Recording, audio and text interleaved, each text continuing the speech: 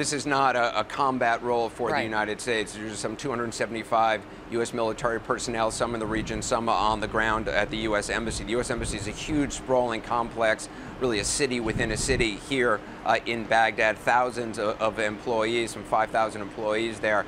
So 275 military forces capable of combat if it comes to that, to protect the embassy, to try to evacuate U.S. personnel if it comes to that. As you know, some U.S. personnel are leaving Baghdad, going to areas in south of Iraq, also in Kurdish areas, and also going into Jordan. But while those Marines and other U.S. forces are coming in, they are lessening the number of U.S. personnel at the embassy. That's the first time they've done that since the initial invasion back in 2003. What are you hearing from the ground? For the folks you're talking to say that the U.S. needs to come in, that U.S. airstrikes are necessary in order to fight ISIS?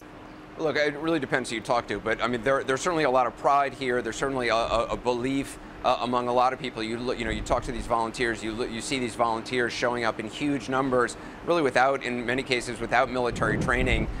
They say they're willing to fight, willing to die to fight ISIS, and they say they're capable of taking care of. There's a great sense of a kind of a groundswell of pride that they can do something. Others, who you talk to, certainly will say that they are afraid, that they want to see some sort of greater involvement from the United States, whether it's airstrikes or drone strikes. You don't hear a lot of people talking about certainly boots on the ground, and that's certainly not something that the United States seems to be considering in any kind of large numbers.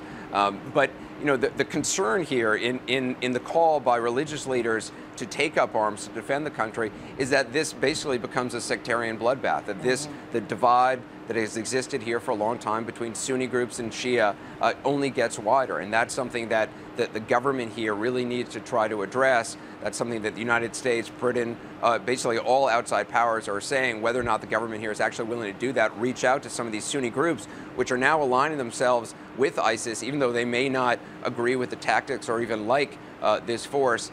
They don't feel they have many alternatives. They don't feel that the central government here in Baghdad has really been meeting their needs in any real way over the last several years.